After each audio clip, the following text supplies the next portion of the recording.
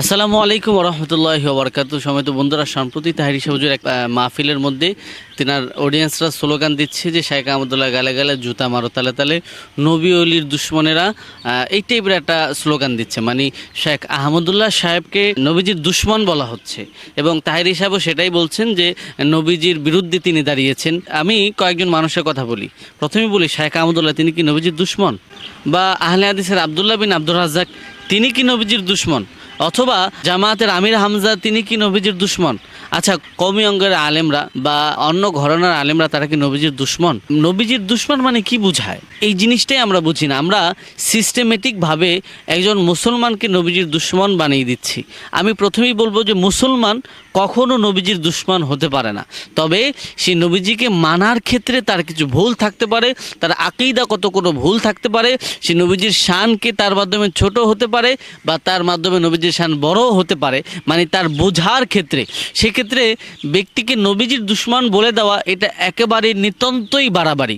কেননা যে ব্যক্তি তার অন্তরের মধ্যে নবীজিকে ভালোবাসে, আমি এরকমও দেখেছি যে সুন্নি ওলামায়ে কেরাম তাকে নবীজির দুশ্মন বলছে বা তার দলের মানুষদেরকে নবীজির দুশ্মন বলছে, কিন্তু এরকম মানুষ দেখছি যে তারা নবীজির জন্য জীবনও দিয়েছে। এরকম অনেক ব্যক্তি আমি দেখেছি। তো এই ব্যক্তি কি যদি নবীজির দুশ্মনই হতো, তারা নবীজির জন্য কি সে নিজের জীবনটা বিলিয়ে দিত?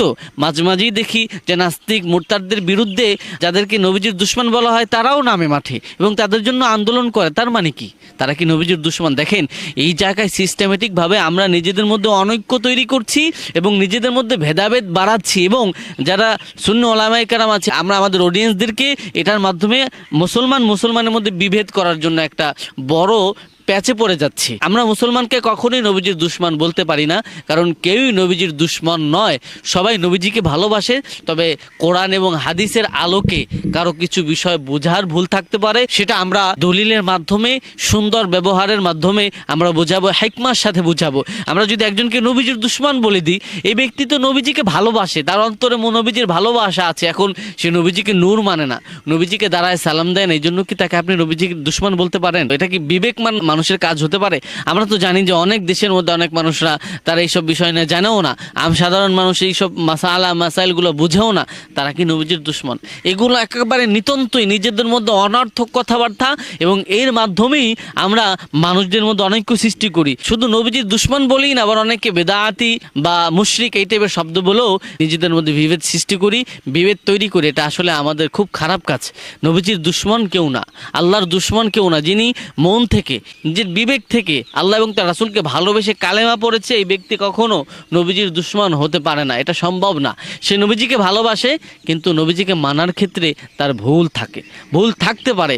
সেটা আমরা দলিলের মাধ্যমে বুঝাবো। এইভাবে মাঠে ময়দানে নবীজির দুশ্মন বলে বলে মানুষদেরকে অলিয়ার দুশ্মন বলে, অলিয়ার দুশ্মন থেকেও না, সবাইকে তো সবাই আল্লাহর অলিদেরকে মানে।